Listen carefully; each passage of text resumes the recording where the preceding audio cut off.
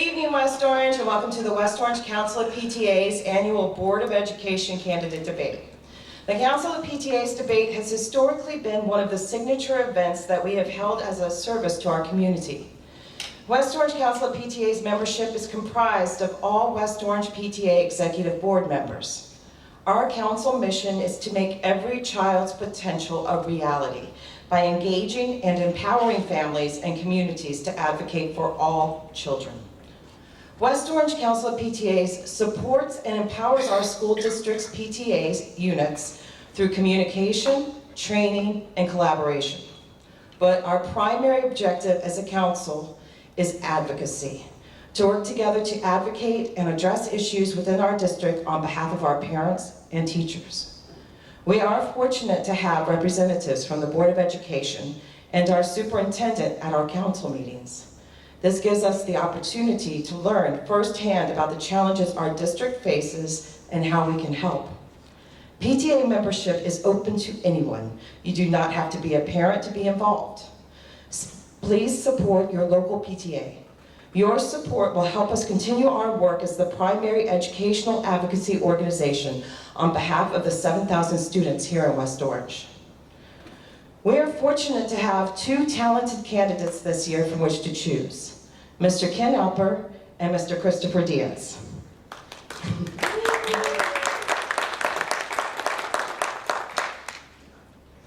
Tonight, our candidates will have an opportunity to introduce themselves, answer a few prepared questions, respond to your written questions, and leave you with closing statements. We hope that you will leave here feeling well prepared to cast your vote on November 7th. If you would like to ask a question and you did not receive a note card, there are some available on the desk where you came in, or you can raise your hand and somebody will bring you a note card. After the candidates have made their opening statements, these fine people, raise your hands. Kevin, Jennifer, or Addison will pick up your cards and they will collect your questions. Please be thoughtful and try not to ask something that has already been addressed. Before we begin our proceedings, I would like to take a few moments to thank some folks who have helped with the organization of tonight's event. I would like to thank Mr. Rutsky, our superintendent, for his support. I would also like to thank his assistant, Liz Hughes, along with Kathy McCormick, in securing date and location for this evening's debate. I'd like to thank Dr. Kimberly Mansarella and Kirk Roberts, who with very late notice helped us set up with the sound and recording here in the LMC. Finally, I'd like to thank the candidates for participating in tonight's debate. I know your calendars are quite busy, and we truly appreciate you making this commitment. Without further ado, I would like to introduce our debate moderator, Mr. Carlos Astacio, Acting Executive Director for the Newark Debate Academy. Mr. Astacio has been involved in competitive debate since 2006. He debated for his high school, University High School in Newark, and for Rutgers University. As a debate coach, Carlos has helped various debaters at major national tournaments around the country. He currently serves full-time as the Acting Executive Director for the Newark Debate Academy. Carlos, we welcome you to West Orange.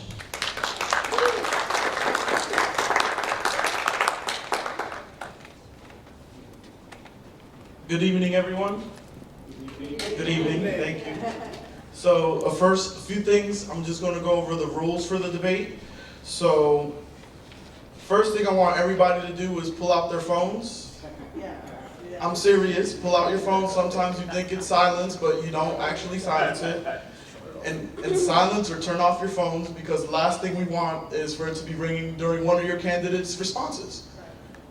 The second thing is there's to be no distribution of campaign materials in the debate. The debate is supposed to be an unbiased debate that is meant to provide you all the opportunity to make your own decisions about which candidate you prefer in your election. Third, there's to be no expression of any form of support for either one of the candidates during the debate. So it's just like the presidential debates where you have to hold your applause to the very end when you can clap for both candidates. If you have nothing nice to say, you also shouldn't say say that. So just to give you a laundry list, no applause, no gestures, no holding up of signs or anything of the sort to express support to any response or discuss any responses. And remember that your chance to speak is at the voting box rather than here. And the last thing I'll leave you with is to remember to keep an open mind, that they're still here to earn your vote. Don't assume that just because you already know who you're going to vote for, that you're not willing to change your mind. Because that's the whole point of democracy, and of voting is so that you can make your own informed decisions. So now let me go over the timing for the debates. There will be 3 questions I'll be asked from priorly written questions, and the responses will have 1 minute to answer those questions with 30 seconds to rebut their opponent's responses. Along with that, there will be a 2-minute opening argument from both candidates, as well as a 1.5-minute closing statement from both candidates. So, unless there are any questions, I would like to introduce the first opening speaker, Mr. Alper. It's the other way around. It's the other way. I thought we switched it. Okay, so Mr. Diaz. Thank you. Thank you to the West Orange Council of PTAs, to the League of Women Voters, and to everyone for coming out tonight. My name is Chris Diaz, and I'm asking you to elect me to the West Orange Board of Education. How's that? Okay. I'm Chris Diaz, and I'm asking you to elect me to the West Orange Board of Education. And I'm asking this because I'm an advocate. I've been advocating for our children, for our parents, for our teachers, and our community, both personally and professionally, as an attorney for almost 20 years. As a member of the community, I am an extremely active dad. I have been involved in Girls on the Run and helping to bring that to West Orange. My family proudly sponsors Bubbles for Autism every single year in our district, and I am a proud Girl Scout dad and a proud sports dad. Now, if you've been listening over the last 2 years, you've heard my voice. And you've heard my voice because I've been very loudly advocating for our special needs students, for our teachers, for fair testing and honors criteria.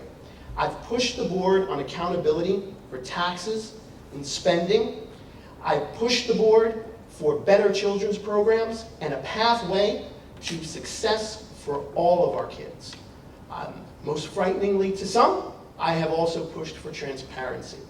The time for backroom deals in the West Orange Board of Education and the West Orange School District must be at an end. Now, all of these form my platform. ACT. Accountability, children's programs, and transparency. If you feel that it is time to act, if you feel that this is a call to action, if you feel that this is the way that a school district should be run, I ask you to give me your vote on November 7th for West Orange Board of Education. Thank you. No applause. I'm breaking my own rule. Mr. Alper? Thank you. There we go. Hi, thank you, Ken Alper. I was born in New Jersey, grew up at the Jersey Shore, and moved to West Orange 20 years ago.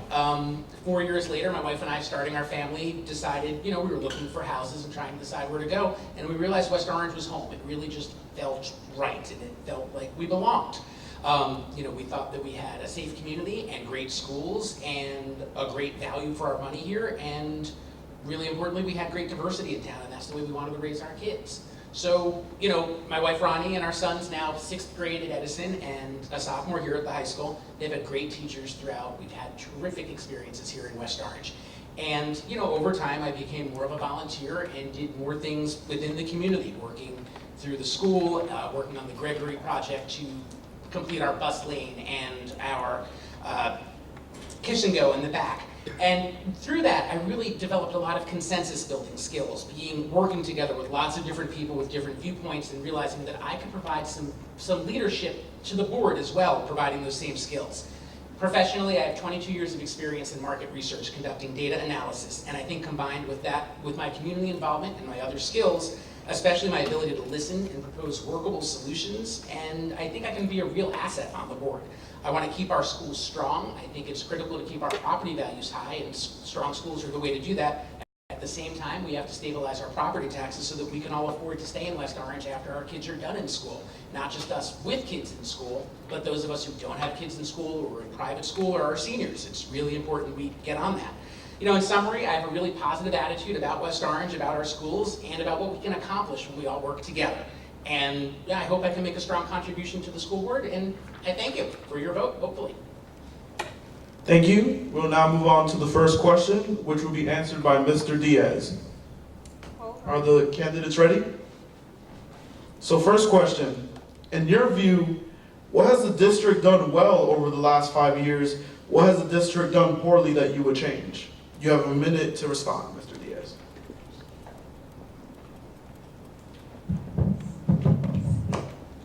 So what have we done well? We have succeeded with teachers, professional development. We've succeeded in high school programs, like development of our departments in engineering and sciences, Chinese, health services. We have new supervisors, grades 6 through 12. We have a strategic planning process. We have technology equipment and expansion. We've got Google Classroom.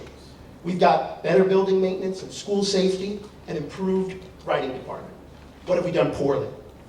We need better accountability and transparency in finance and curriculum.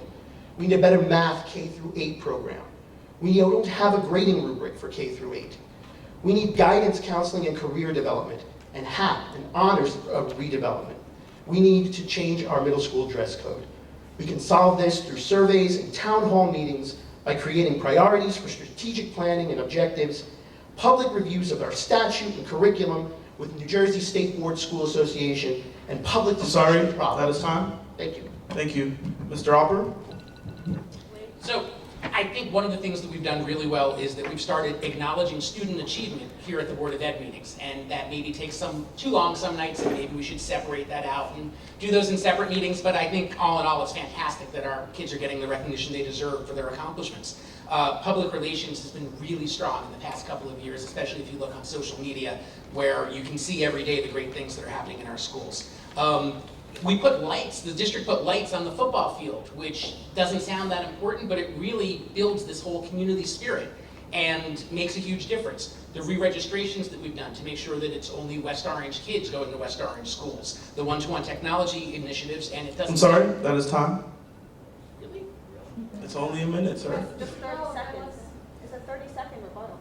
No, that wasn't No, rebuttal, that was my he's minute have a statement. minute to answer, and then they both get a chance to have 30 seconds to rebut. I thought it was 1:30, 1:30, 1:30. That's what okay. they're doing. It's 1-1-30-30. Oh, see, I keep saying to people, is it 1:30, 1:30? Ah. Sorry about that, everyone. Sorry. I cannot. My tell it. apologies. Oh my God. Just tell me when to start again, that's okay. Listen, No worries. 11-year-old. I'm giving you more time on the clock. Okay, go. So the one-to-one technology initiatives have been fantastic, and it doesn't sound that exciting, but the district refinanced bonds a little while back, and that saved a bundle.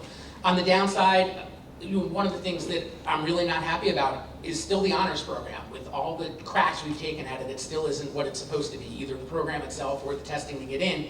And just in general, communications are the district's real weak spot, and it's the thing I most want to focus on should I be elected.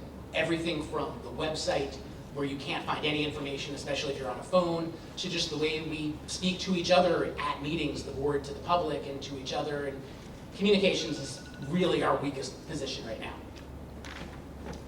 Mr. Diaz, you have 30 seconds to rebut. Okay, so something that Ken and I agree on is the failure of the honors program. And I have stood here at this, in this very room during Board of Education meetings, and I've called the board and the superintendent on their failure to follow the law when it comes to the honors program. The board has not had an opportunity to vet the test that has been created by the superintendent and the administration. That test is done completely in secret, and as a result of that, we are not only in violation of the law, but we're in violation of 4 board policies. Mr. Alper, you have 30 seconds to respond. So on the honors testing, while I think there are problems with it, I don't believe that it's properly the role of the school board to design what's in a test. The school board should certainly be aware of the content areas and should be making certain that there's nothing being tested on that hasn't been learned yet at that point in the school year. But as far as creating actual questions or seeing actual questions, to me, that's micromanagement. It's outside of the board's correct scope of duties, and it can create a conflict if a board member has a child who might themselves be taking the test at some point. I just don't think that that's the right thing to do. Thank you. Next question, which will be answered first by Mr. Alper. What is your opinion of the current PARCC testing and its impact on the teachers and students? Is it delivering on its promise? What changes do you see in the implementation and the content? So I've been a pretty vocal critic of PARCC for a number of years in virtually every forum. I don't like that it's created by politicians and not by educators. I think that's a real problem with the testing industry as a whole right now. It produces for our teachers this race to finish the year's content because they've got to get through a full school year's worth of content in time for the test in the spring and not in June at the end of the school year. It absolutely fails to deliver on its promises. It's giving our families and our teachers too little information too late. It's not the deep dive into where students are succeeding and where they need help that we were promised when we signed on to this. Statistically, I find it all dicey. The changes they make year to year and the fact that there's such a high number of opt-outs, especially in the high school. But I am concerned about some of the data I see in the middle school numbers where math scores appear to be declining between 5th, 6th, and 7th grades. The kids opting out would be the same year after year. We need to investigate and see if that's real or if it's an anomaly from the test. Long term, I think it's going to go away. Short term, less clear. Thank you. Mr. Diaz, the same question. You also have 1 minute to respond. Great. So along the campaign, the feedback that I've been getting from teachers and from supervisors is that PARCC is poorly conceived in its content and its structure. For teachers, the impact is the endless test preparation that takes away from instructional time. You combine that with everything else that they have to do, the additional tests that they have to prepare students for. Now add on to that map testing, which has just been put on top of everything else, and you are left with a reduced amount of instructional time in the classroom. The impact on students, ask any of them. It's being overstressed from being tested on a constant and consistent basis. What we have seen from PARCC is that we are failing our children when it comes to algebra. We're not appropriately offering them in the younger and middle school grades. And in other districts, this higher order teaching, this higher order development is provided, and we don't get that here in this district, and PARCC has actually bared that out. The districts with these concepts are the districts where this is taught earlier. As a district... Thank you. Thank you. 30 seconds. I would disagree with a few of those things, but most importantly, on the algebra front, I don't think that we can show that from the data we have, because algebra is tested at the high school level, and very few, especially 11th and 12th graders, have ever had a reason to take PARCC. It's been essentially a meaningless test for them, so they don't. I don't think that we can make judgments on that, and pushing algebra back and pre-algebra back into younger grades isn't going to do anything to help improve the test scores that do look problematic to me, where we see a slide from 5th to 6th to 7th grade. That's before they're testing on algebra, and I don't think that's the issue. Thanks. Thank you. Mr. Diaz, you also have 30 seconds. Thanks. Anyone who attended the curriculum night, both at Liberty and Roosevelt, knows that that's absolutely not true. What is happening is our children who are being subject to an honors test to get them into higher order math, to get them into Algebra 1 and pre-algebra, are having 20% of their longitudinal grades tied to that entry, and then their PARCC scores on top of that. So it is affecting algebra. It's affecting our children's ability to learn pre-algebra and then go on to Algebra 1 and Algebra 2. The last pre-prepared question will be answered by Mr. Diaz first, and the question is, with our district's budget currently running on a deficit, what sacrifices must be made to balance our budget, and what will be your process to determine if it is a good budget for the system? Again, for this issue, I come back to accountability.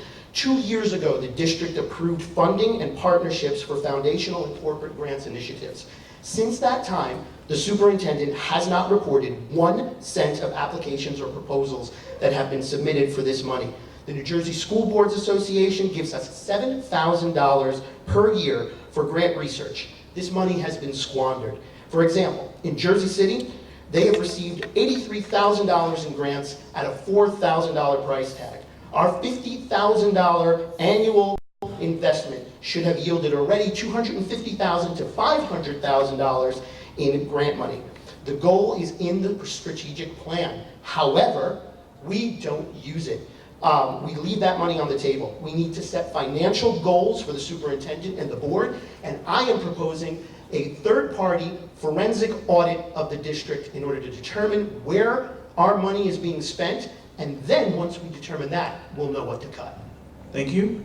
Mr. Alper, the same question. So first, it's not accurate to say that the budget runs on a deficit. That's actually against the law. You have to have a balanced budget in the state of New Jersey. But I take the spirit of the question. Obviously, we spend a lot of money, and it's your money, and we need to be careful with that. I would look first, roughly 3/4 of our budget goes to 3 places: salary, benefits, and energy costs.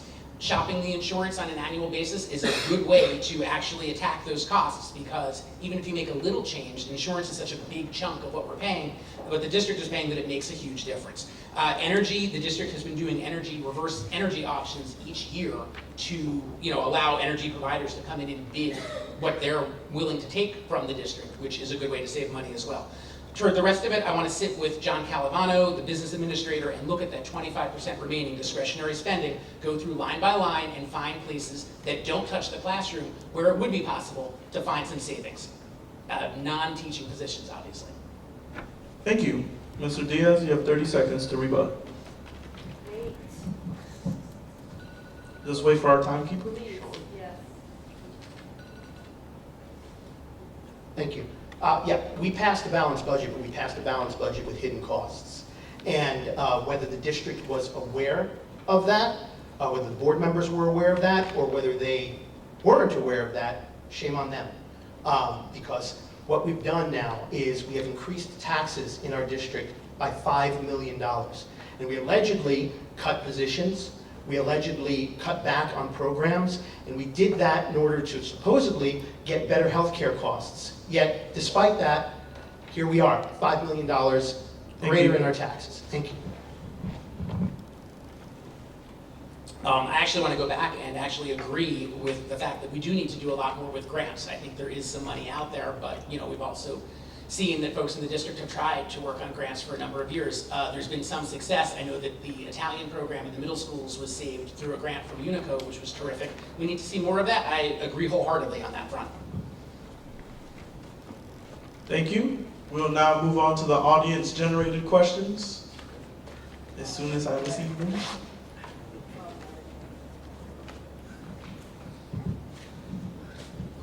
How's everybody's night? Sorry. Excellent. How's yours? It's okay. I have midterms, so I'm a little stressed out. Okay, so the first question.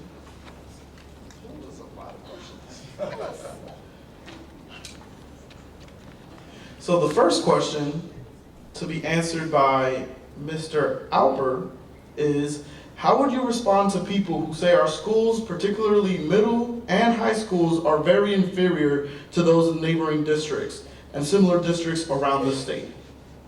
You have 1 minute to respond. Well, I'd start by politely but very strongly disagreeing with that. I don't believe that our middle schools and high schools are inferior to any of our neighboring schools. Obviously we have some challenges in West Orange that some of our surrounding towns don't have.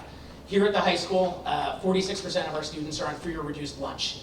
Over in Livingston, it's, I believe, 2%. It might actually be 1%. In South Orange, Maplewood, and Montclair, it's right around 20%. So that really impacts everything in a school building and in a system when you're working up from there. Despite that, we have enormous success in this building and in all 3 middle schools and in all 7 elementary schools. And I'm proud of the education my kids are getting and that the district is providing to everyone's kids. We need to strengthen some things, but the depth and breadth of programs that we're offering right here at the high school are amazing, and I challenge surrounding districts to offer the same. Thank you. Mr. Diaz? 30 seconds. You have 1 minute to respond to the question. So by the same token, I would absolutely agree that there that we are a tremendous school district, and inferior is an insult. And I can tell you that because we have some of the best teachers around in Essex County, some of the best teachers in the state. We have teachers who are motivated, who are compelling, who are driving their students to do work that is beyond the box, outside the box. We need to do a better job, though, with our students' access to test preparation. We have students who do not have access to the same resources that some students have in neighboring districts. We can provide that as a district. We also need to focus on our performance on our standardized tests. While we are stuck with the park, we need to do the best that we can possibly do with helping our students be able to do the best that they can do. We need to focus on real world readiness, next generation science in our elementary schools, coding and STEM from kindergarten straight up through the 12th grade. Thank you. Mr. Alper, you have 30 seconds to respond. Thanks. I'm very happy that the district has launched some new STEM initiatives just this year. STEM has started at Edison for 6th graders, which is a great start. I agree with Chris. More test prep would be fantastic. I know we do the SAT boot camp here at the high school that Hayden Moore stole from the PTA. That was a big fundraiser for them. But as a result, that's also reduced the cost for parents. I'd love to find more ways for the district to do those sorts of things because, obviously getting as many kids as possible to take the SAT and helping them do as well as possible is critical to our success. Thank you. Mr. Diaz, you have 30 seconds to respond.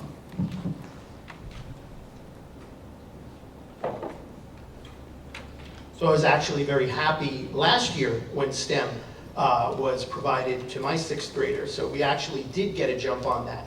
But beginning that in the middle school setting and continuing that up and through high school and ignoring the fact that in some districts, like in Bergen County, we begin STEM and we begin coding in the elementary level is something that we need to take notice of. It's something that we could absolutely bring to West Orange and help our kids get a jump on science so that they are on the same footing as some of our neighboring districts. That's it for that question. The next question, which will be answered by Mr. Diaz first, is if you were to be elected, what would be your first action for change?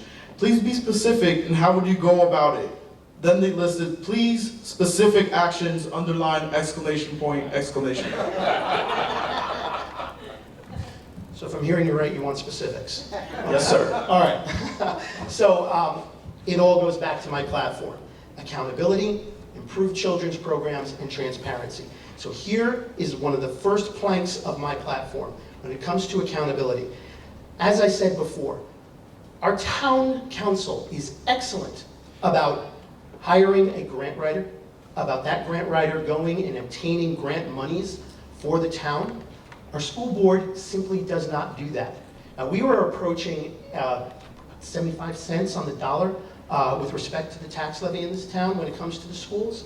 We don't want to cut school programs. We don't want to diminish everything that we have here, but there is another way to help pay for it. There is a way to help reduce the burden on the taxpayer, and that is by reaching out for these grants, by hiring a grant writer, because we can do that. There's millions of dollars that are left on the table every year, and that is one very specific example that I can give you in 1 minute about one of the very first things that I would do if I was elected to the Board of Education. Thank you. So I think hiring a grant writer is a great idea. I support that. My very first personal action, though, I think our biggest problem in West Orange from the school district is communications. I think that's where we need to start. I would start with 2 things. First, I want to schedule town hall meetings to begin as soon as possible to get the whole community in to start providing input on what they'd like to see and what they need from a school district. And as part of that, we'd be changing the tone that I think has been so negative in general. It's, we do too many committees in West Orange and not enough town halls, and I'd like to change that. The other thing I think that we could make some quick change on in communication is start an initiative to fix the website, probably to scrap the website and start with an entirely new website, which I know was just done not that long ago, but maybe we can do it right this year. Have a site that doesn't have, URLs that end with / domain, ? and some random numbers. It's not helpful. You can't find anything on it. It's a little frustrating. Thanks.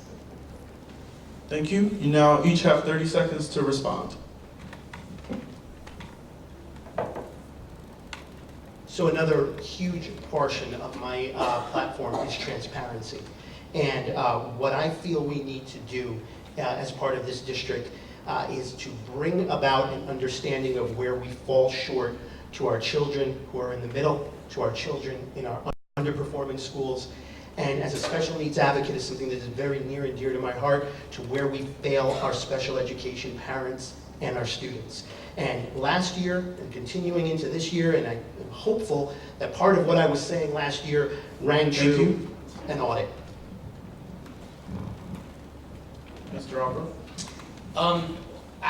As the parent of 2 children with IEPs, who's lived firsthand through the special ed experience and has generally, thankfully, had fairly good experiences, one thing that I've noticed with my younger child especially, and something that I've heard as I talk to people, is there seems to be a recurring issue, and maybe it's just an anecdote, but I've heard it from multiple people, where you ask for an evaluation, you get told the discrepancy isn't big enough for anything to be done, and you go out and if you're lucky enough to afford your own evaluation, you can get what you were looking for. We need to see the results of the audit quickly to see if that's a recurring problem. Thanks. Next question. How can a board know if its goals are being accomplished and its policies carried out? Mr. Alper, you have the floor.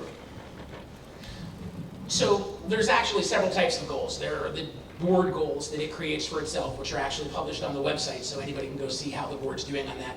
There's also the superintendent's goals for the district, which get created and similarly are posted. It's really a matter of keeping everybody's feet to the fire. That's, a big part of the board's job, if it's doing its job properly, is accountability. And, obviously it has to be accountable to itself for its own goals, but it needs to hold the superintendent responsible for meeting the administrative goals that he's set for himself. Thank you. Mr. Diaz?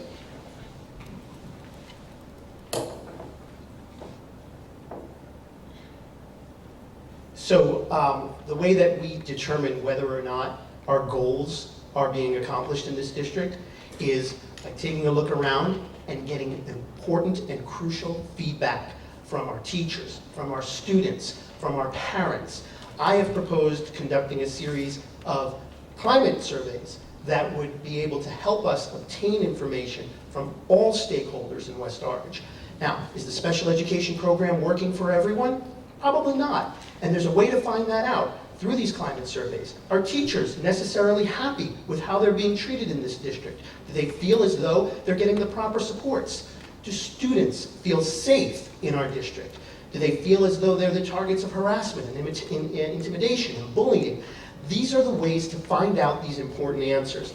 We can find out whether we're hitting our goals by simply asking the stakeholders in West Orange. Thank you.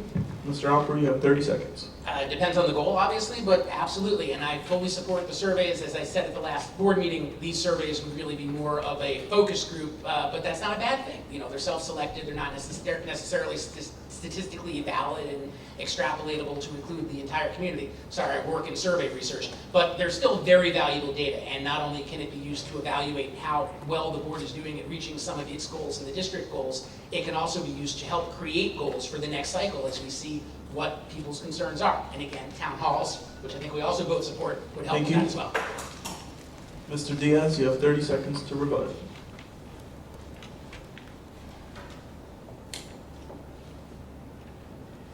So when it comes to goals, we also need to be a bit broader. I've proposed also setting financial goals and fiscal goals for both the board and the superintendent. Now, there are programs that the superintendent and the administration have helped create, and whether or not they are effective is going to be a matter of determining what kind of results they've produced. And if we can tie the performance fiscally of our district to the superintendent and the board's goals, then that only serves to help the entire community. Thank you. The next question. If you had been on the Board of Education last year, how would you have dealt with the low teacher morale as a result of the lack of a contract? Mr. Diaz, you have a minute to respond. Well, I kind of had the advantage of running for the Board of Education last year during the middle of the teacher's contract dispute. And what I can tell you is this: as an attorney for 20 years, as somebody whose cases run the gambit of million-dollar contracts and helping our students just get a needed service. I can tell you that assuming a combative position never gets you anywhere. Now, I've been a lecturer at Shippensburg University on the topic of getting to yes in negotiation. And what I can tell you is that when you can sit down with each side and determine what is the greater good, what benefits all parties, then you're well on your way to creating a consensus. And that was what was lacking last year. That is, to some degree, still lacking now. We need to continue to build up our teachers, support them, and value them for the services that they provide. Thank you. Thank you. You have 30 seconds. I'm sorry, a minute. Okay. Getting to yes is fantastic. I'm not sure if the state mediator who was running the negotiations through most of last year is familiar with it. It doesn't seem like it. It was rough. It was really rough. And it was really, 2 years. And folks feel disrespected when they don't have a contract. And it's not fair. And especially when you're seeing your earnings going down year after year because you're not getting raises and at the same time your insurance premiums or your insurance contributions are going up. Communications, again, is really the issue here. The communications from the district were either non-existent or terrible or unintentionally made people feel even worse. Negotiations are going to take as long as negotiations take, and it was rough everywhere last year with Chapter 78 sunsetting, but we didn't handle it well as a district, I don't think, and it would have been nice to have had more openness, more togetherness. I hate to keep saying town halls, but it wouldn't have hurt. Morale was bad, and we could have done a lot to make people feel better and feel more valued than they did. Thank you. You have 30 seconds to respond. Mr. Diaz.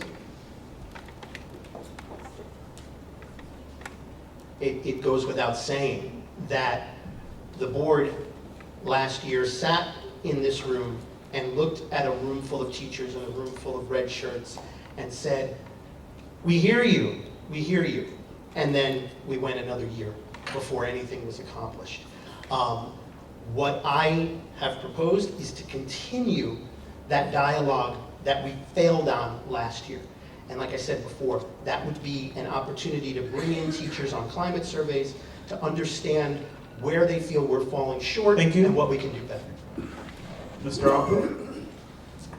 It was frustrating how long it took, especially after all of those meetings. And, one thing that I heard from friends who are teachers, and I also heard was happening on the school board side, was that nobody on either side was saying, we're not even going to take that offer seriously. It was a long, slow, painful process. But, one day, one of my teacher friends at Gregory said, the mediator couldn't make the meeting last night, so it didn't happen. And I said, so what are they doing, scheduling it tomorrow? This was a good year and a half in at this point. Tomorrow, next week? No, it's going to be in a month. Nobody was in a hurry, and maybe it worked better for negotiations on both sides to stretch it out, I don't know. But I don't know if the rank and file was aware of that, and I think that contributed to the gain. Next question. What do you see as a viable alternative, if any, to measuring via standardized testing such as PARCC? Mr. Alper, you have a minute to respond. So I think standardized testing does have its place if it's properly designed, not preferably, it has to be designed by educators, it has to be validated, it has to be proven to work. One of the biggest problems with PARCC is that, forgetting whether it's a corporate issue or not, it was rolled out in a hurry. It was a political process because it was designed to, I think, in some part at least, get teachers and make teachers look bad. And when politicians take control of processes like that, it's not good.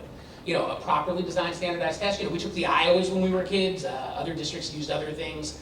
They weren't every year, they weren't high stakes, people's compensation wasn't tied to them. You can't have a world where you say to teachers, we want you to go and teach in high needs districts and go where and go into poor districts and be of service to the world. But, socioeconomic status is directly linked to test scores, and we're only going to pay you as good as your kids' test scores are. So who's going to go teach in those districts? How are you going to encourage people to do these great things? It's, we need some sort of measurement, but it's got to be fair and has to be designed by educators for educational use.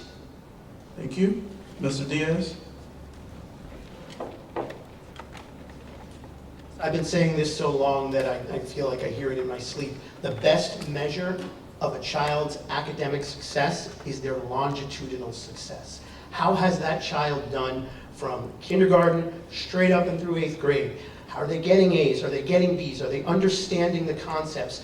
Teachers are in the classrooms every day with our students. They understand They see our children's development. They're able to pinpoint how well our kids are doing. Now, while we have standardized tests, and they are an evil that we are going to have to deal with, tying the results of those standardized tests to student achievement in honors programs, in testing that has not been vetted by the board or not been vetted by parents is absolutely ridiculous. 20% of your longitudinal grade as a child should not count to whether or not you get to be challenged in an honors program. Thank you. You have 30 seconds, Mr. Hopper. Sure. Yeah, I agree. The best measure is definitely longitudinal success, but we need to figure out what we're going to measure it with. Yeah, I don't know that grades work necessarily from year to year to do it. I think it has to be some sort of external validation. I'm not thrilled with the standardized tests that we have either, though, obviously. I do think there's some value to comparing from school to school as well, which you obviously can't do without. MAP actually seems promising from what I'm hearing from the teachers I know. They're actually, fairly okay with it so far. They're taking a wait-and-see attitude. A lot of the younger grade teachers I know are very happy that it's replaced the benchmarking that they used to have to do that took so much time. Thank you. Mr. Diaz, 30 seconds to rebut.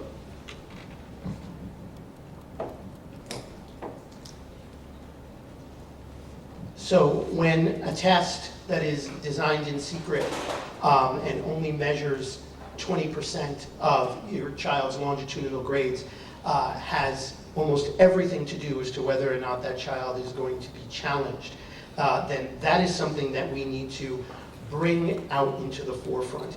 And one of the things that we should do is we should press the board and we should press the superintendent to develop across the board curriculum standards that absolutely pinpoint what a child has. Thank you. Next question. What makes you different from the other candidate running for the board, and why is that difference so important? Mr. Diaz, you have a minute to respond.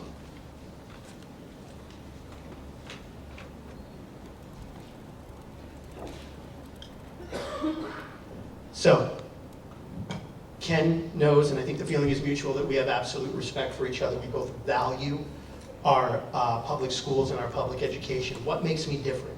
What makes me different is that I've been on the front lines for almost 20 years as an attorney, as a member of this community, standing up at board meetings, challenging the board when they've broken the law, when they have not followed our state statutes, when they've disrespected our teachers, when they have not followed board policy. I have stood on the front lines for children who have had special education advocacy needs, not only in Essex County, but across the state. I am someone who will fight every step of the way, who will never back down and has never been afraid to speak truth to power. Now, I have proven that time and time again as an advocate. I've proven it as a member of the community by investing in our children's empowerment, by bringing Girls on the Run to West Orange, by advocating for special needs in our district, and Thank by you. being available to anyone who's ever had a question. Thank you. So I'm not a lawyer. I'm a market researcher. I work with data and I work with people. I help people find out what they need to know by working with them to craft their questions and get to the answers they need. A lot of that is building consensus. Clients will come to us with a questionnaire and we'll say, you can't ask it this way, it's going to bias it. You're going to get results that aren't meaningful. They're going to be slanted one way or the other. We need to redo that for you. So, I feel like I do the work between the meeting that makes the meeting productive. The contacts you're making and the conversations you're having to build consensus and to cut through the noise and get things done and accomplish real goals. There's certainly a place for standing up when things are being done wrong and when rights are being violated, but sometimes a different approach actually gets better results. And I think that I'm fairly good at that, given my past success getting the parking and bus lane and everything else done at Gregory. Thanks. Thank you. Mr. Diaz, you have 30 seconds to respond. So advocacy doesn't always mean being the tough guy. Sometimes it requires you to sit down at the negotiation table and, like I said earlier, fight for the greater good.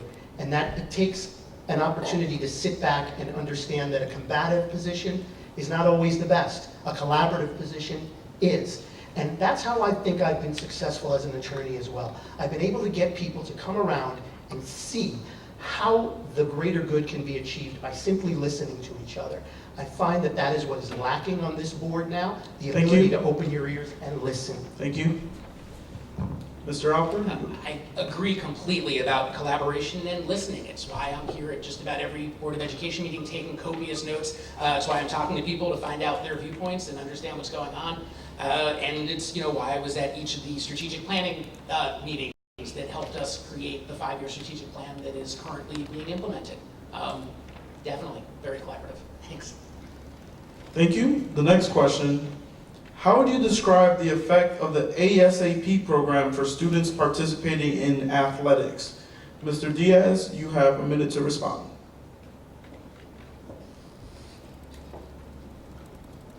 I am a huge supporter of athletics in our district.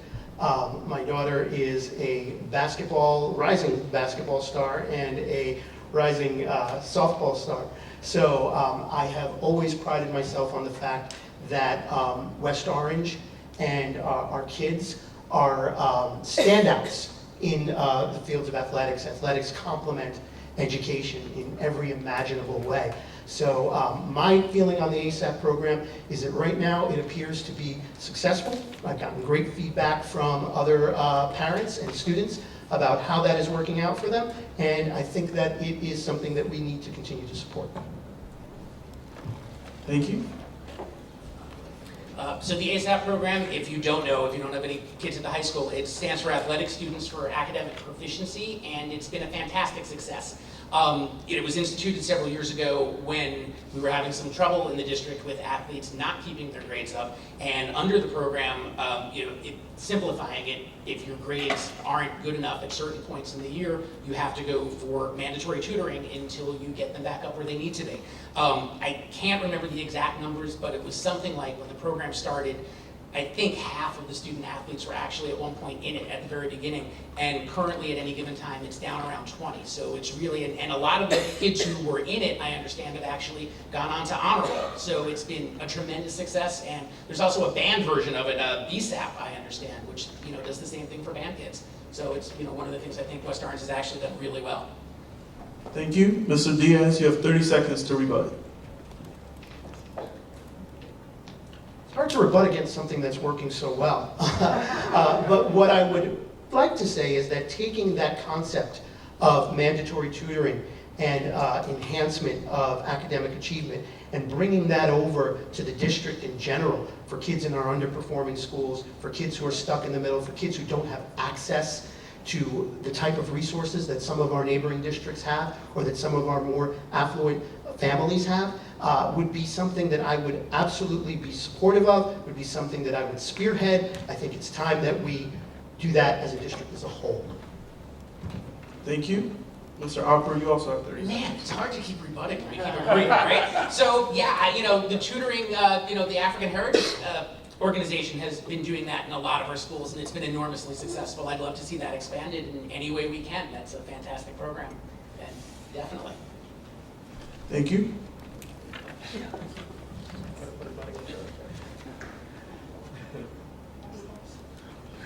Next question, which I think all of you in the audience will be interested in. How will you improve parental involvement throughout our district? Mr. Alper, you have a minute to respond. So, obviously parental involvement is absolutely key to student success, and this would probably have to come about through a contract negotiation, but I would absolutely love to see the ability for parents to have, especially elementary parents, to have conferences in the evening hours, so that if they work hourly and it's a real struggle to take a day off of work to go to a conference, that they can still get there and have that really important meeting with their kid's teacher to let them know that they're active and involved and interested, and to bring them into the process to help that kid succeed.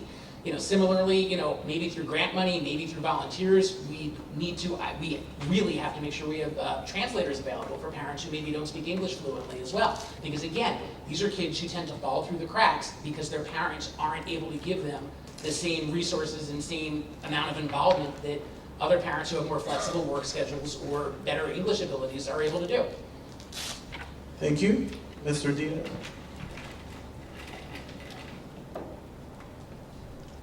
Parental involvement is key. It's key to student success. Now, in districts on the West Coast, they have a novel idea called collaborative education. And what that does, and what that allows, is it allows parents to form committees that actually act as advisory committees when it comes to making large decisions in a school district. Now, their decisions and their recommendations are not binding, but it gives them an opportunity to be heard. Now, we do that kind of on a case-by-case basis here in West Orange. But to be able to implement a program of collaborative education would be tremendous. It would be a huge help. Also, we need to shore up our communications. And one of the areas where we need to do that is in special education and our out-of-district placement students. I have plenty of friends, plenty of people who I've helped who have out-of-district placements in this district and don't feel like they're part of the West Orange family. We need to shore up the community, get those parents involved, bring them to the table the same as we do for every parent in West Orange. Thank you. You have 30 seconds, Mr. Alford. Collaborative education sounds like a great idea. I would wonder, though, I think it might bring parents who are already involved, more heavily involved, and not too much to expand the pool to help the kids whose parents aren't able to be involved yet. You know, I think the single biggest thing that society could do in general to improve education and to increase test scores, you know, whatever test you're using, is to eliminate or reduce poverty. And obviously that's not within the power of the school board to do, but every little thing that a district can do to reduce the effects of poverty through helping parents where they can would be enormously helpful. Like the ESL training that they're doing for parents in Hazelwood, Washington that I forgot to mention. Thank you. Mr. Diaz, you have 30 seconds. So we may have found an area where Ken and I actually maybe disagree a little bit. The idea of the collaborative education, I saw at the last board meeting when there was a motion to open up a discussion on, just a discussion about climate surveys. And the response from some of the members on the board were, well, we don't get enough people out here that do this anyway. They're really not too interested. And to me, that was showing such a lack of belief in the enthusiasm of our community. I believe that if you put it out there, people will come. Thank you. The next question, which seems to be a follow-up to this debate, is what is being done about finding an ESL supervisor? Will paras be brought back to ESL, especially in LEP classes? What are your stances with paras in general? Not first on this one? Mr. Diaz is first on this one.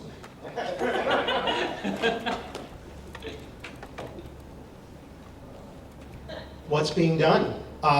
Right now, we don't know. The board has not, as far as I can tell, put that on its agenda. They have not made it a priority, and it's something that they should.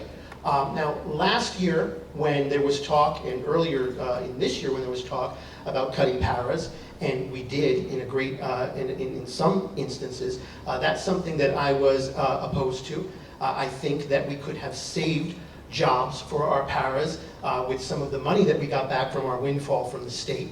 I think that we could, we should focus on the value that having paras in classrooms, especially in some of our underperforming districts or districts where we have, or in our underperforming schools, or in schools where there is a need due to overcrowding, the paras are essential. Thank you. Mr. Alpert?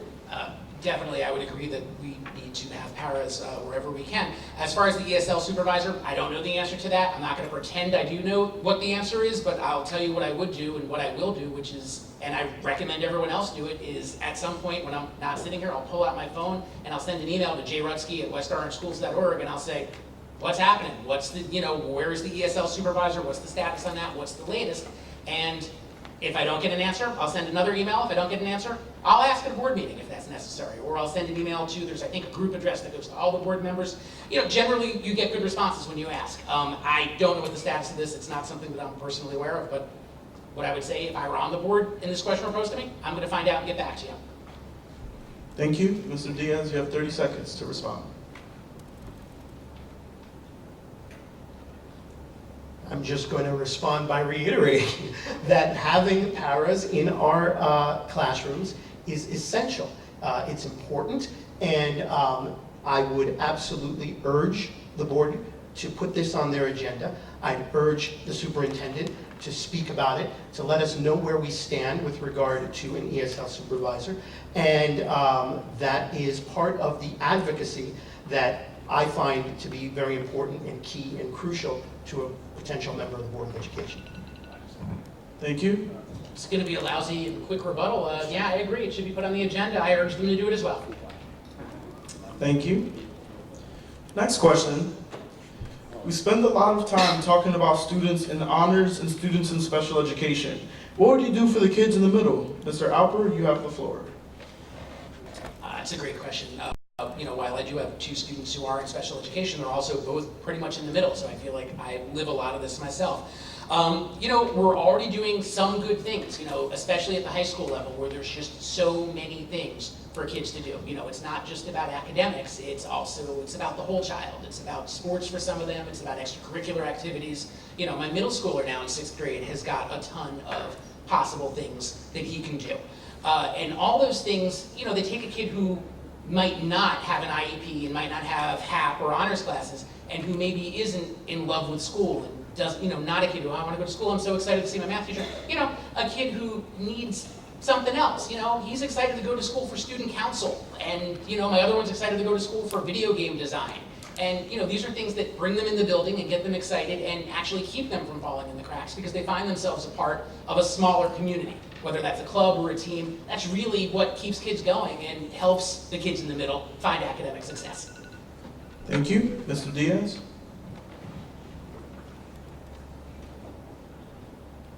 So for me, when it comes to the kids in the middle, it's about believing in empowerment. It's about providing kids with an opportunity to find something that they are interested in and to also provide them with support for maybe some of the things that they're not interested in right now, but really do need for their future. So that's why part of what I'm proposing is tutoring access to resources to help kids on their standardized tests and in areas where they may not be doing so well or maybe where they need to refocus. And that's something as a district that we can help provide. For example, when my daughter began 6th grade and started her coding class, she was in love with coding. She was so much in love with coding that we put her in a separate course that was offered through an independent company to help learn more about coding, and that was the spark. Having that in school and available to her was the spark, and that's something that we can do as a district, as a Board of Education, to help bring kids around to find their place. Thank you. Mr. Alper? Those are good ideas. Something I would add to that is actually sports, even at elementary school sports. And I was in Hazel's gym a month or so ago, and they've got some banners hanging up about, West Orange Elementary School basketball champion. And I asked the principal coaches about it, and I thought maybe it was a school thing where the schools actually played each other, and it turned out it was through rec, so I was wrong about that. But it made me think that would be great to start up, whether it's basketball or volleyball or anything kids can play against each other, get them into each other's buildings. It's good for community building in general, but also it's another way to get kids who maybe aren't focused on the classroom, focused on school. Thank you. Mr. Diaz? You kind of do have that. You're sitting in the presence of the 2015 Hot Shot champion right here. We do help foster academic success through sports as well. And yes, that is a very valuable component to our educational system and to academic success as a whole. Again, my focus would also be on providing the services to help kids who are not necessarily interested in some of the core subjects that they should be interested in to get a leg up through free tutoring and through support services.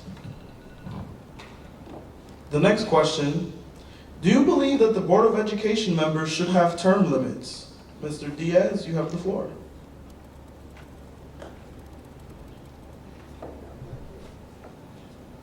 You're the term limit. As a member of the community, you get to decide whether or not a board member is effective, whether or not they deserve your vote for a second go-around.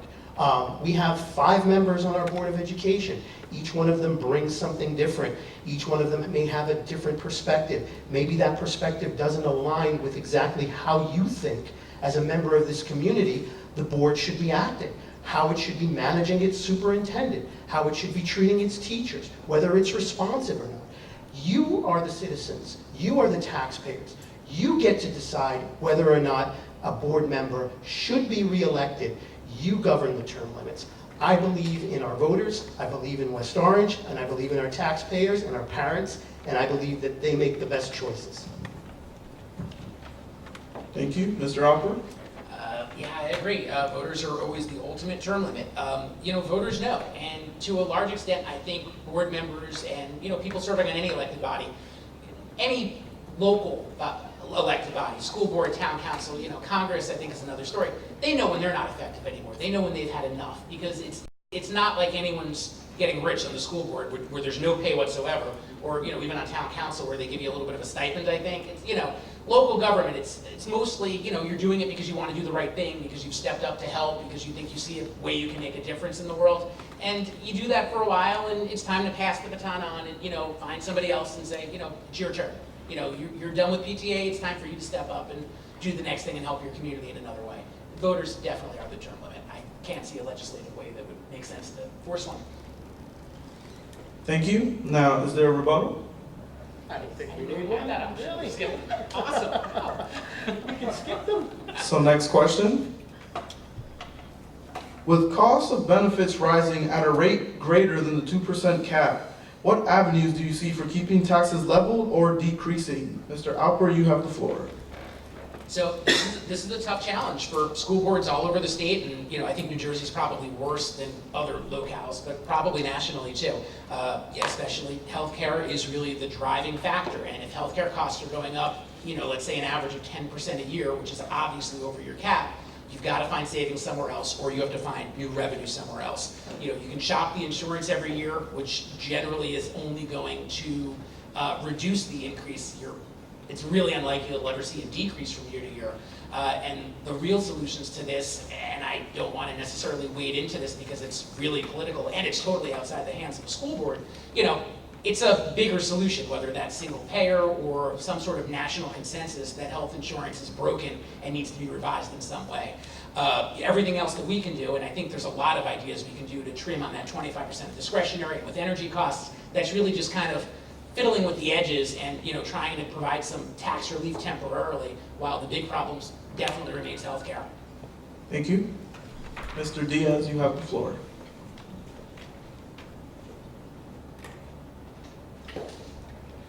So we increased taxes by $5 million this year. Allegedly, after shopping around for the best possible medical insurance for our employees in this district. One of the things that I had been advocating for last year, and I continue to think is a good idea, is at least opening up the discussion and exploring the possibility of self-insurance in this district. Now, it's not the easiest thing in the world to do, but there are districts in Bergen County, there are districts in Middlesex County that have seen a tremendous savings across the board by moving to a self-insurance plan. Now, in the short term, what we can do is we can also do what I said earlier, reach out for the money that we're simply leaving on the table. There are foundations, there are corporate grants that will pay for our programs, that will help reduce the tax burden on the average West Orange citizen. We don't take that initiative, and that's something that we absolutely need to start doing so that we can begin to see an appreciable difference. Definitely, again, agree that we should have a grant writer, maybe even a full-time grant writer. That said, grants are great, but if they're if it's that easy, all the other districts would be saying, West Orange, why haven't you figured it out? Why don't you have any grants? We cut our taxes in half last year through grants. Self-insurance, things like that, absolutely worth talking about it. I'd love to hear some numbers and see if we can save there. I'm sure our teachers would as well, and let's, absolutely. Thank you. Mr. Diaz, you have 30 seconds. Yeah, it's as easy as talking to our town council. They bring in grant money every year, and we can learn from them as a board. We can find out what's working. And right now, like I said, you've got the Bill and Melinda Gates Foundation that leaves money on the table for districts like ours. We don't make an effort. We don't try to reach out for that funding. That is something that on day one, I would make a priority for this district so that we can take into account the needs of our taxpayers as well as the needs of our students. Next question. What teacher evaluation model has West Orange adopted, and what do you think of it? Mr. Diaz, you have a minute.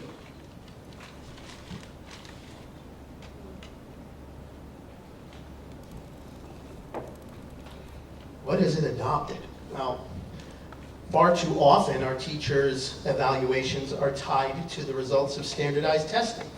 And they're tied to the results of things that don't actually pertain to our students' longitudinal success, what they're doing in the classrooms, and if your particular grade or your particular class is not earning the type of PARCC scores that the district or the state feels is appropriate, then teachers become the target. And that's not something that we should be encouraging. We have so many teachers. My experience now in our middle school has been tremendous with my daughter, and we have teachers who are innovative, who are thinking outside the box, who are challenging our children in ways that I didn't even dream was possible. They're actually raising money for kids in the Sudan this year at Liberty Middle School. When a teacher takes that kind of initiative, when a teacher gets a child to think civically, that's a great indicator of how great that teacher is. So West Orange uses the Marzano model of teacher evaluation, which requires a ton of observations. I'm not going to pretend that I know anything about any other observation model, just what I've heard from my friends about Marzano. And that is, it's a lot of observations, and that's the reason that we need assistant principals in the middle schools. There's other reasons too, but that's one of the driving reasons, because it takes so much administrative time to give these evaluations. Similarly, it's maybe why one of the reasons we need as many supervisors as we do. So, and that obviously adds to a lot of our out of the classroom costs. I'd be very interested in hearing what other models are out there and why we chose Marzano as opposed to a different one. I can't say that I know a lot about it right now, but it's definitely something we should talk about. I assume that would be in the next contract if it was a model change, but we should absolutely explore it. Thank you. Mr. Diaz, you have 30 seconds to rebut. Ask a teacher. Ask a teacher whether or not they feel the Marzano method is accurately giving a clear depiction of their success in the classroom. Like I said earlier, we have teachers who are doing extraordinary things in this district, and I don't feel as though they get all the time the proper recognition for the things that they do and for their innovation. And Marzano does require a lot of observation, a lot of number crunching, and then at the end of the day, you have teachers who don't get rewarded. Absolutely, definitely ask a teacher. Also ask a principal, an assistant principal, the supervisor, the folks on the other end who are doing the evaluations as the direct line supervisor, because they may have a more positive opinion. They may feel it brings out things others don't, or they may also feel that it's not the best use of their own time. It's one of the things I've talked about before. We need to listen and we need to ask questions of our staff and make sure that they're being heard. You're sort of saying, people are saying, I want to choose my own evaluation method. You want to be careful with that, but they do know best. They're the professionals. They've got the degrees, and they're aware of what's out there. Thank you. Next question, which seems to be a follow-up to a lot of the themes that have been coming up today. How will you improve transparency on the Board of Education where so many decisions appear to be made out of the public view? I'll repeat, the question is how? So I've absolutely been calling for a while for town hall meetings, and I think that that's a key step, but it's not just the town hall meeting, it's what it replaces. So we have a tendency in West Orange that when there's a big decision to be made, maybe not the really big decisions like the 5-year plan are actually done properly. There's a collaborative process, there's essentially town hall meetings, they're facilitated by somebody from the State School Boards Association who's trained in facilitating these sort of meetings. But for things like the honors program and other decisions on that level, there's a tendency to break down into committees, to have people apply to be on a committee or ask to be on a committee, and the committee goes off and does their work, and it's good work. I believe that these people are doing a good, solid job, and everybody's heart's in the right place, but a committee makes a recommendation, the board votes on it, and the general public generally doesn't know what happened, and we absolutely should be doing a lot fewer committees. I know where they're valuable in some cases, and more that's right out in the public eye where anybody who wants to speak and be heard on the topic, whether it's honors or whatever else, can do so. Thank you. Mr. Diaz, you have the floor. So transparency is about pressing the board for answers to questions that remain unanswered at this point. For example, How are we spending the $1.5 million that we got back from the state? What fund development and private foundation grants have we applied for? We kind of know the answer to that one. We haven't. Why haven't we had a supervisor for world language and ESL for months? What is the actual itemized spend and total investment on our preschool? We have a wonderful new preschool, but what are we spending? Do we know how much time teachers are losing in instructional time due to MAP? How have they been trained for MAP? Do we know how much time teachers are losing at Fontes, crunching numbers for Fontes and Pinnell? Do we know that teachers, grades K through 5, have ELA issues and that they don't have an actual reading program, just a level reading library? Why don't we have those answers to these questions? Why are we missing language labs in our high school? Why did we cut so many positions Thank you. and yet still raise taxes? Mr. Hopper? I can answer one of those at least because I was at a board meeting where it was covered. The $1.5 million that the state found for West Orange, a third of it went to pay for the eventual repairs of the bubble. The bubble's not going to kill anyone collapsing because it only collapses. I went to Syracuse for college. We had the Carrier Dome. When it snows hard enough, it collapses. No one's in it at the time because it's been snowing. You know it's going to collapse. The bubble's going to get fixed. That's a third of it. Another third is going to reserves to make up for the reserves that the district kicked in to finish the last budget. The other third went back to taxpayers. That's why the last quarter tax bills were delayed as long as they were for those numbers to be accurate. Mr. Diaz, you have 30 seconds. 1 second. Sorry. May- We have instructions. may I? Yeah, I don't know that we know where that $1.5 million has gone to exactly. We were told that it's going to be spent on the bubble. I don't know that that has happened yet. I don't know that anyone knows that that's happened yet or that the process is actually in place to pay for the repairs to that bubble. So while we were told that that's where the money is going, we've been told where money is going before and it hasn't actually arrived in the alleged location. So what I am asking is that we be given an opportunity to be completely transparent Thank you. with our parents. Next question. What do you see as the relationship between school PTAs and the Board of Education?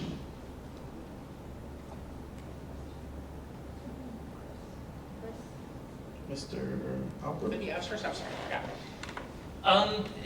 Directly, there isn't a direct relationship between the two, other than that obviously the Board of Education is there to see that the schools are well run, and the PTA is there to help bring parents and teachers together to deal with issues in their specific schools. The board can and hopefully does provide support to the PTAs whenever possible, whether that be financial or use of facilities for events without charging and things like that.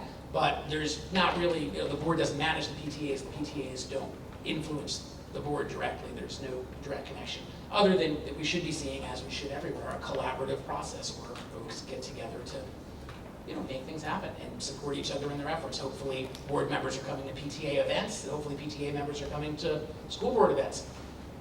Thank you. Mr. Diaz? So I do have some PTA experience. At Redwood, I was the first and longest running class dad. Helped put together one of our most successful fundraisers, the Monster Mash at Redwood, which is still running strong over at that school. And one of the things that I believe that we need to do is reach out to the Council of PTAs as a board and reach out to the individual PTAs and help support their programs, help get them publicity, help by showing up to those events, help by making them as successful as they possibly can be by getting the word out. Again, communication is sorely lacking in this district. Our schools can raise money, our PTAs can raise money, and the board can help them do that. Thank you. Definitely. Practically an aside, but actually it reminds me, board members do come to Council of PTA meetings. Well, one comes along with the superintendent to each meeting. So that's actually one of the places where the district actually has been pretty good at communicating, is actually making the superintendent available. I think the theory is that the PTA representatives at the Council of PTA's meeting will ask the superintendent questions and then bring them back to their locals at their next meeting. And when that works, it's actually one of the things that's working well that can be maybe modeled elsewhere in the district where things aren't. Thank you. Mr. Diaz, you have 30 seconds to rebut.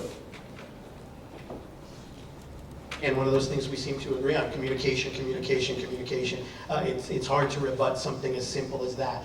But it's also sad to see how poorly a job we sometimes do on fulfilling our obligations to those to that communication need in our district. So again, I would encourage my fellow board members, if I were elected, if I was a member of the Board of Education, to be as supportive and as responsive to the Council of PTAs, to individual PTAs as possible, to help bolster their programs. Thank you. 5 minutes. We have 5 minutes left, so is that including the questions or just closing? That's just the questions. Okay. 5 minutes for the questions. So next question, we talked a lot about the budgetary constraints. So the question is, what areas, if any, of our comprehensive educational program would you actually reduce or eliminate to meet budgetary constraints? Mr. Diaz, you have the floor.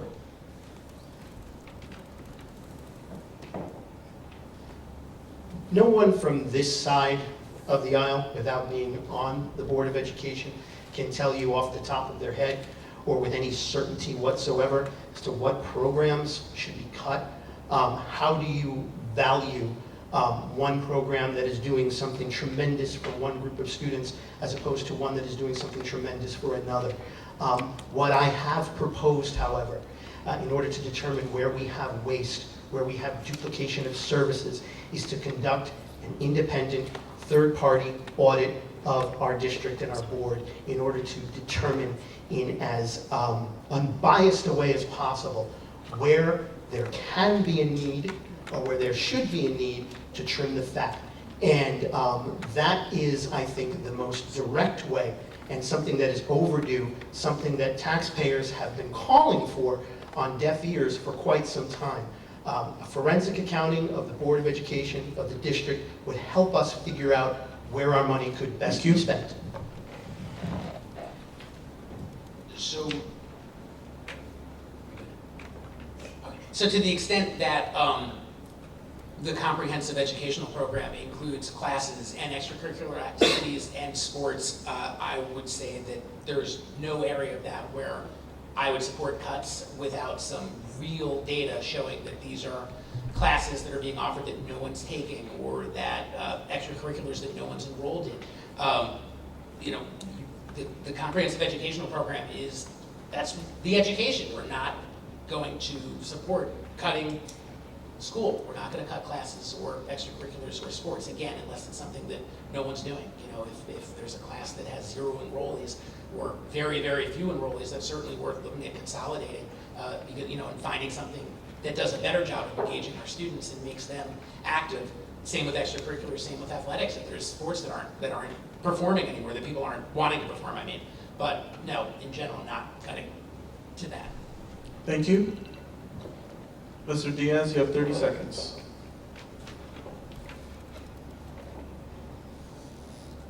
Again, as an attorney, the thing that I bring to the Board of Education is the ability to examine contracts, the ability to look at where we are getting our best bang for our dollar, the ability to line by line determine whether or not a contract is a good contract for this district. In examining those things, in examining the way that we spend our money and how we most effectively spend our money, I think that we can make a real difference in our budget and then determine where the fat needs to be cut. Thank you. Mr. Alpert, 30 seconds. I agree with a lot of that. I would say that, obviously the board has an attorney available who should be looking at the legal issues line by line as well already. The board does not have a researcher or anybody who I think has really day in, day out experience working with big data sets and seeing what's performing, what's not, where we're getting our money's worth and where we're not, and what's providing value for the taxpayer and what's not. Thank you. That concludes all of the questions. We will now be hearing closing arguments from both candidates, with Mr. Diaz going first. It is 1.5 minutes. I like to think of it more as a closing statement than an argument. But I just want to share a personal anecdote. When my daughter was 6 months old, I found out that I needed to have life-saving surgery. And one of the hardest things that I ever did was walk out of the house while my daughter sat in a high chair and wonder whether or not I was going to be back to see her. And I made a promise at that time, and I made a promise to myself and to my family, to my daughter, that I would give her the best possible life that I could give her. And that's translated not only into my daughter, but into the type of work that I do, the type of advocacy that I do, the way that I decided to change my practice of law towards helping people who are voiceless, towards helping people who can't be heard over the noise. That is why I am running for the Board of Education. I want to continue my advocacy for you, for your family. I want to let you know that although I may not be a political person, although I may not be your average politician, I'm a dad, I'm a father, I'm somebody who has stood up for parents, for teachers, has been on the front lines advocating for change in our district for going on 2 years now. I'm somebody who you can trust will continue the fight every single day for our families and for our students. And I hope that by doing that, I have earned your vote on November 7th. Thank you. So, all in all, I have to say, I'm more of a public listener than a public speaker. You know, I look down and read, I talk too fast. I thank you for your patience with these things. But I'm a really good listener, I think at least. Ask any of my friends, ask any of my Gregory teacher friends who I talk to nearly every day, before, during, and after the contract was settled. All the work between the meetings, the research, the bringing people together, the finding the solutions, that's all completely in my wheelhouse. It's what I do every day.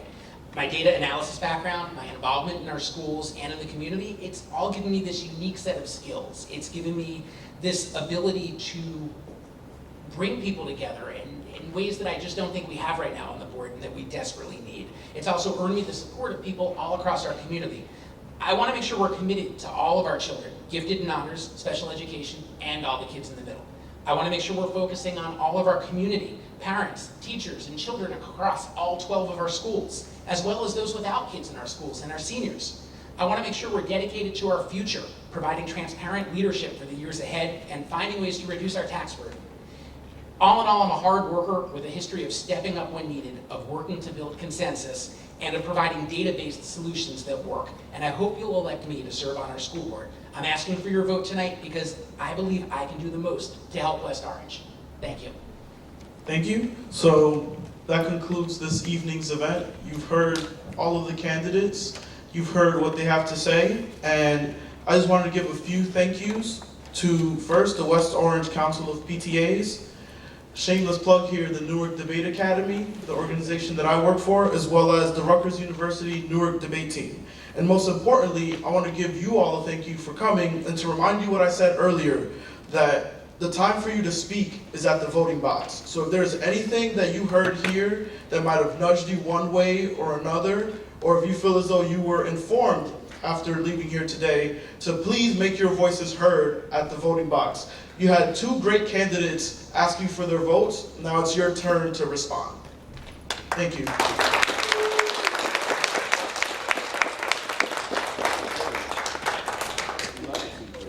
Thanks, guys. I just want to take a moment to thank our wonderful volunteers, Cheryl Raymond, Olivia Raymond, Jennifer Tunnicliffe, Kevin Brady, and Addison Brazola. And I hope you guys go out and vote November 7th with your heart. And thanks for making tonight's event possible.